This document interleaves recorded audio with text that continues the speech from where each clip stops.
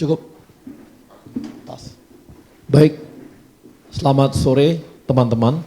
Terima kasih sudah hadir preskon kita lagi. Maaf nih maraton, tiap hari hampir 3 hari ketiga ini. Teman-teman tentu sudah tahu dengan informasi yang terbaru dari FIFA. Tapi untuk detailnya akan langsung disampaikan oleh ketum kita, Pak Erick Thohir, karena memang beliau juga melakukan komunikasi dengan FIFA tadi malam. Berikutnya saya serahkan kepada Pak Erick. Silakan Pak.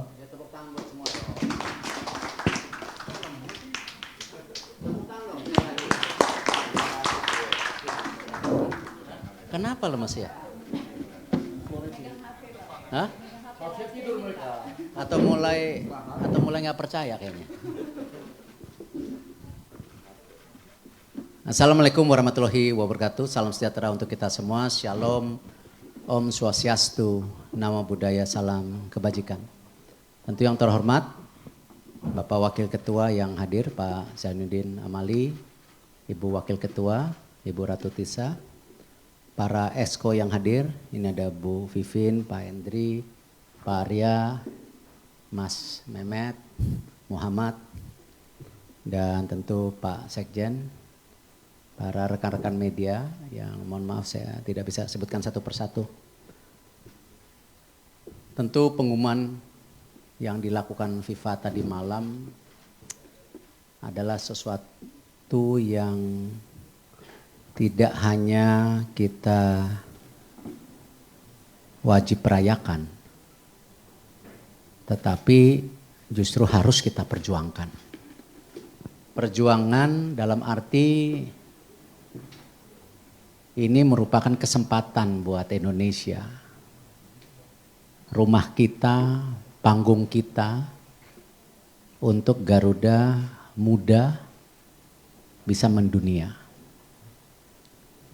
Dan tentu konteks ini kesempatan kita bagaimana menunjukkan kepada dunia pun kita adalah bangsa yang besar dan bersatu untuk bisa mensukseskan event yang sangat berharga ini.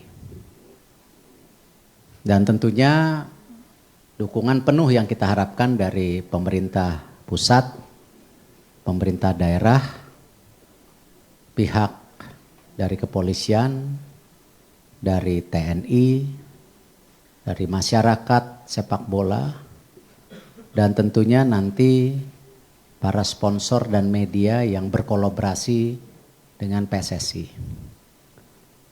Karena itu tadi malam kita kontak-kontakan dan barusan kita juga rapatkan bahwa dengan itu kita harus mempersiapkan juga tim nasional U16 dan 17 secara serius. Jadi kita akan melakukan rencana menseleksi para U16 dan 17 di 9 wilayah untuk setelah kita bisa petakan, kita gabungkan, nanti di bulan Juli Agustus mulai TC dan September Oktober kita kirim ke luar negeri untuk training camp. Sehingga kita harapkan bisa ada beberapa pertandingan persiapan, baik dengan tentu negara-negara dari Eropa, Asia, Afrika, sehingga mereka tidak kaget waktu untuk persiapan di U17 nanti kejuaraan dunia. Dan tentu susunan daripada tim-tim yang sudah lolos masih dalam proses, terutama yang di Asia, karena masih ada 8 pertandingan kalau nggak salah. Dan kita lihat tunggu mungkin beberapa hari ini, ya 1-2 hari ini tepatnya, itu bisa tahu siapa saja yang lolos. Dan nanti mungkin biasanya drawing di bulan Agustus nanti. Ya drawing akan di Jakarta, kita cari lokasi yang tepat. Dan saat bersamaan juga tadi malam saya langsung telepon Liga Indonesia untuk kita melakukan persiapan bagaimana supaya Liga 1 tetap berjalan. Ya, tinggal bagaimana kita kompromi supaya event ini bisa berjalan maksimal, tetapi Liga 1 juga berjalan maksimal. Ini kesempatan kita bisa mensinergikan. Dari saya itu saja, mungkin nanti tanya jawab yang lebih banyak dari rekan-rekan media. Ya. Wassalamualaikum warahmatullahi wabarakatuh. Baik, terima kasih Pak Ketum. Silakan. Ya. Adis. Ya. Selamat sore Pak Ketum dan para exco semuanya. Saya Majid dari Tribun News. Pak Ketum mungkin bisa dijabarkan untuk stadion nanti apa saja yang akan digunakan. Kemudian yang kedua, bagaimana Pak menjaga komitmen dari pemerintah daerah. Kita tidak mau juga ya, ini kabar gembira, para pecinta sepak bola juga gembira menyambut ini. Bagaimana komitmen dari pemerintah daerah untuk tidak kita kembali mengulang kegagalan seperti kemarin. Terlebih periode Piala Dunia U17 ini juga ada di range kampanye politik kalau tidak salah ya Pak ya. Itu bagaimana dari PSSI untuk bisa menjaga itu? Itu aja Pak, terima kasih. Ya, seperti yang disampaikan Bapak Presiden kan, bahwa ya olahraga, politik ke politik gitu. Jangan juga nanti ada event kelas dunia, kejuaraan ini juga berhenti karena musim kampanye. Di Liga 1 pun jalan kok, sudah ada kesepakatan ketika musim kampanye itu penontonnya 50%, ya. Dan kita harus biasakan industri olahraga ini berjalan. Kalau kalender daripada Liga 1 maju mundur tidak pasti, ya itulah kenapa Liga 1 jadi ranking 6 di Asia Tenggara. Jadi mesti ada kepastian di awal. Dan itu bisa dicarikan solusi, bukan siapa yang benar dan salah. Ini kesempatan justru kita memberikan panggung besar kepada Republik Indonesia gitu. Nah, khususnya untuk lapangan, tentu FIFA akan mengirim tim mengecek kembali tentu standar dari Piala Dunia U20, U17 bisa berbeda. Ya, saya tidak mau terlalu dini, ya yang mana dan kenapa, saya nggak mau terjebak polemik itu. Yang penting kita mengharapkan mereka hadir mengecek mana yang sesuai dengan standar mereka. Kalaupun di lapangan yang berbeda pun, ya mungkin ada upgrade atau renovasi sedikit. Kebetulan pemerintah Indonesia sedang merenovasi juga 22 stadium kan. Yang rencana akhir tahun ini ada budget mungkin 400 miliaran kalau tidak salah. Di tahun depan ada sisanya 1,5 triliun. Nah kita lihat aja bertahap mana yang bisa didahulukan. Dan saya melihat juga masalah kendala daripada pemerintah daerah dan pusat, saya rasa kita harus bersepakat kerjasama pemerintah pusat dan daerah itu satu, tidak bisa terpisah-pisah. Ya tentu kalau ada perbedaan dari pemerintah daerah harus diskusikan dengan pemerintah pusat itu. Jangan kita ini sebagai bangsa dilihat tidak siap oleh luar negeri gitu.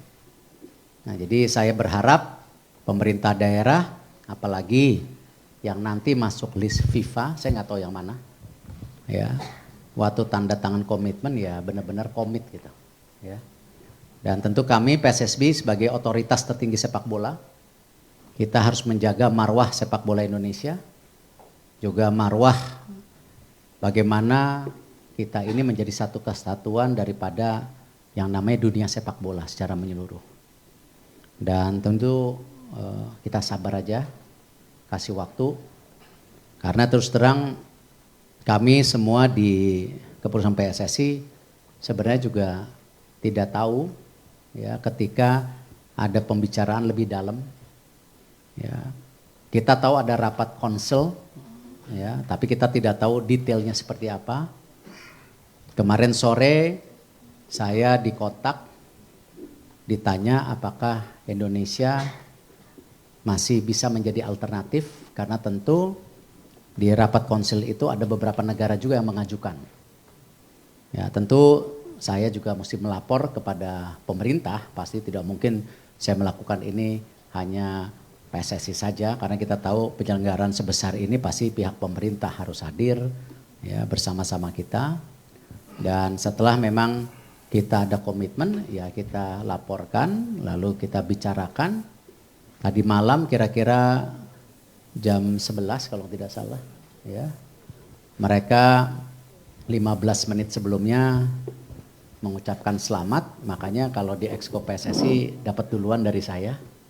Lalu saya laporkan juga beberapa menteri tadi malam, ya Menteri Keuangan penting dilaporin, ya Pak Bas saya telepon juga penting gitu kan.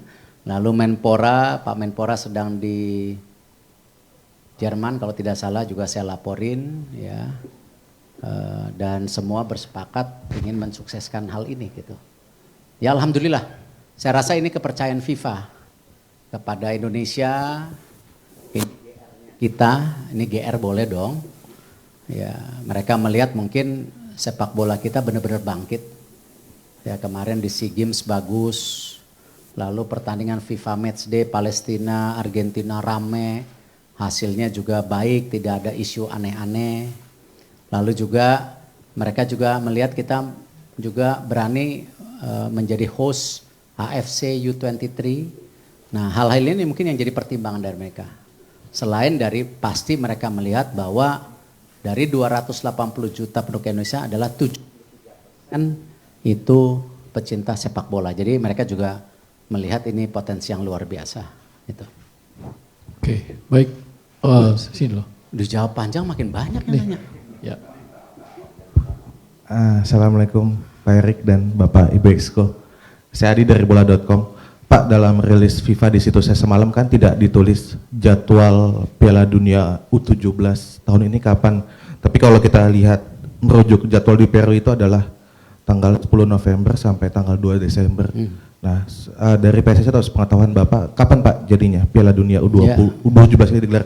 Satu lagi Pak, soal kita tahu kan pelatih timnas U16 atau 17 itu adalah Bima Sakti ya Pak. Nah, kedepannya nanti di Piala Dunia 20 apakah Coach Bima masih akan melatih timnas U16 dan U17 atau mencari pelatih lain atau memakai pelatih yang ada mungkin seperti Coach Sintayong atau bagaimana? Nambahin dikit Pak, apakah kita akan pakai pemain naturalisasi atau keturunan Pak untuk Piala Dunia U17 nanti? Terima kasih. Sesuai dengan kontrak dengan Coach Sintayong, kesepakatannya itu Coach Sintayong memegang senior dan U23. Lalu kita kemarin juga memberi kesempatan Coach Indra untuk memegang yang junior. Dan kita mencari direktur teknik untuk menjaga keseimbangan kepelatihan nasional secara menyeluruh. Kami, saya rasa akan memberikan kesempatan kepada Coach Bima. Ya, kita perlu coach-coach muda.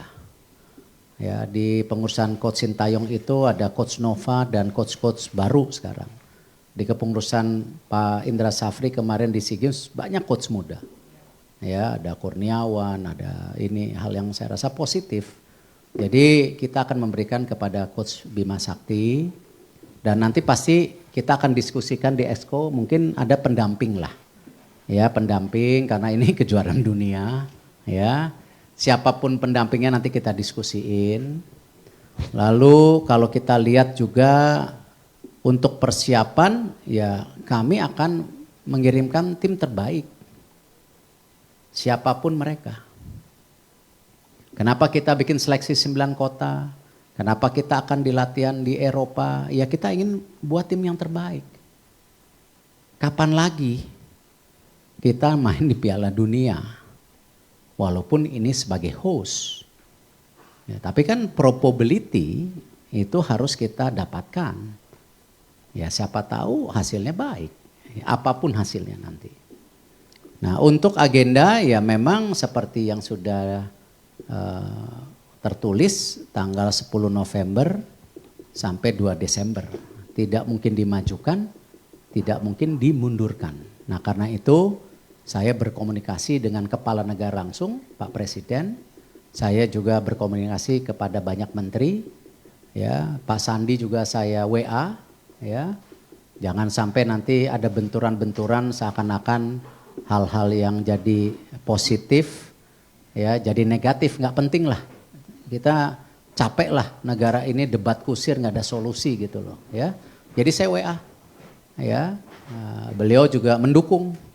Nah nanti tinggal bagaimana konteksnya kita mencari solusi tentunya. Itu yang saya bisa sampaikan. Oke. Oke, baik. Yang Terima kasih, saya Abdul Susila dari cnnindonesia.com. Ada 3 pertanyaan Pak. Yang pertama soal sempat ada rencana akan berangkat ke Qatar ke Aspiri Academy. Apakah rencana itu akan dilanjutkan untuk anak-anak yang U16? Itu yang pertama. Yang kedua ini terkait dengan Piala Dunia. Apakah Elite Pro Academy U17 atau U16 dijalankan sebagai seleksi pemain untuk timnas Indonesia ini? Dan yang ketiga, ada saat Piala Dunia nanti di GBK ada konser Coldplay, mungkin bisa ini Pak, apakah GBK dipakai atau bagaimana Pak? Terima kasih. Ya tentu kita tidak punya rencana dapat U17. Jadi apa yang ditanyakan mengenai Elite Pro, mengenai ke Aspire, ya bisa saja menjadi sebuah solusi. Tetapi saya nggak bisa jawab karena tergantung daripada seleksi, waktu training center seperti apa. Ini kita mesti duduk lagi gitu. Ya, tetapi apapun supporting yang dapat diberikan kita harus berikan. Ya, jadi tunggu yang itu karena saya juga sama Exco belum duduk sama Coach Bima juga gitu. Kalau kemarin saya bicara Aspire kan waktu itu saya pikir karena supaya U16 17 ini jangan kosong gitu loh ya. Dan kalau menurut data yang disampaikan Waketum barusan ke saya, Pak Waketum udah cek juga ke Coach Bima, banyak juga pemain-pemain kita sudah masuk ke klub-klub besar ya, ada yang di berbagai. Nah, ini juga potensi yang bagus ya. Saya rasa ini menjadi hal. Tentu hari ini press conference untuk sepak bola bukan Coldplay. Ya, jadi saya tidak bisa menyatakan apakah Coldplay itu mundur atau tetap. Pasti itu yang saya bilang kan itu harus jadi solusi, kita duduk bersama. Ya, duduk bersama mencari solusi karena dua-duanya event bagus buat Indonesia. Ya, jangan juga kita sentral ego bahwa ini yang benar, Anda mesti ngalah, tidak, kita cari solusi. Tetapi saya berharap memang bahwa ketika ada FIFA Match Day, ya, saya berharap ke depan tentu ya, lapangan utama tim nasional harus bersiap. Ya, karena itu kalender resmi. Nah, ini aja yang saya mohon nanti bersama-sama, makanya saya juga mengatur kalender tahun depan itu dari bulan November tidak lain untuk FIFA Match Day itu harus menjadi kalender utama. Ya. Alhamdulillah Indonesia juga punya lapangan yang besar sekarang. Ada Gelora Bung Tomo, ada JIS, nanti ya kita lihat standarnya sesuai tidak. Kalau ada kekurangan ya tentu kita harus samakan standarnya gitu. Jadi ada opsi menjadi hal yang positif buat saya gitu ya. Oke, silakan. Ya. Nah, berkurang yang nanya nih. Thank you very much. My name is Reski from Say Today. Please allow me to ask in English. I have a question regarding on will there be a hub or a bubble for the foreigner players later that in order to help this World Cup, under 17 World Cup? Thank you. So far as we know is no longer Indonesia is under pandemic. We already declared by the governments you are endemic. So to answer the question, there will be not bubble. But of course at the same time there is a statement from the governments, Indonesia is no longer open for 159 countries for visa. So the one who have available at this moment is visa on arrival. So this is something we will discuss with FIFA after we have a final team who will be attending or compete in the U17s. Oke, ya. Selamat sore Pak, Niat dari RRI. Satu aja pertanyaannya karena tadi disebutkan nanti tim dari FIFA akan datang untuk verifikasi lapangan lagi. apakah ada kemungkinan jadwal untuk uji coba penggunaan VAR itu akan dipercepat karena jumlah stadionnya mungkin akan lebih sedikit daripada di Liga? Terima kasih Pak. Yang saya tahu di U20 itu ada VAR dan FIFA membawa sistem itu. Untuk U17 saya belum dapat kabar. Kalau ternyata dia bawa VAR juga ya alhamdulillah. Ya. Tetapi sesuai dengan planning yang dilakukan oleh tentu liga, karena persiapan VAR ini bukan hanya menempelkan alat, tapi harus mentraining daripada tentu komponen SDM yang bisa melakukan VAR ini. Karena itu kemarin salah satu yang disampaikan pada saat rapat renovasi 22 stadium, saya mengusulkan kepada pemerintah dan Bapak Presiden mengamini kalau bisa memang dari total 1, 2, 3, 4, 5, 6, 7, 8, 9, 10, 11, 12, mungkin 15-16 stadium yang akan dipakai Liga 1 ini bisa juga yang menjadi prioritas untuk direnovasi karena requirement untuk pengadaan daripada VAR itu kan sepertinya tidak berat. Jadi ada ruangan VAR, kelistrikan, instalasi fiber optik dan tentu internet dengan minimum yang diminta daripada supaya VAR ini bisa berjalan secara online. Jadi itu yang saya bisa sampaikan sementara. Oke. Ya. Oh, satu lagi. Satu lagi. Selamat sore Pak Erik dan juga PSSI lainnya. Saya Eza dari Antara Pak. Saya izin nyinggung dikit aja terkait penunjukan U17 ini kan beberapa bulan lagi ya. Nah itu terkait persiapan secara infrastruktur itu bakal ngambil dari Pildun U20 kemarin atau start dari nol lagi. Sama mungkin terkait target dari PSSI untuk Piala Dunia nanti apa. Terlebih kemarin juga AFF juara sama meskipun gagal di Piala Asia. Terima kasih. Mengenai prestasi tim nasional, saya tidak mau mencanangkan hari ini karena belum ada persiapan sama sekali dan waktunya sangat mepet 4 bulan. Saya tahu mempersiapkan tim nasional itu bukan hal yang mudah. Ya. Jadi kalau ditanya targetnya apa, hari ini saya tidak bisa jawab sebelum kita dengan coaching staff, kita duduk, pemainnya siapa, pelatihnya siapa, lalu trainingnya seperti apa. Untuk mengenai lapangan yang sudah disiapkan, ya ini di titik nol. Karena kan pemerintah juga merenovasi 22 lapangan lain. Ya, dan saya rasa saya tidak mau bicara terlalu dalam. Saya cuma tekankan bahwa event kejuaraan dunia ini adalah komitmen bersama pemerintah dan pemerintah daerah. Jadi saya berharap kalau kita mau dihargai oleh bangsa lain, ya kita juga harus menghargai bangsa kita sendiri. Nah ini yang kita tunggu saja seperti apa yang akan diinginkan oleh FIFA. Ya, lapangan mana, kondisinya apa, kita tunggu dulu gitu.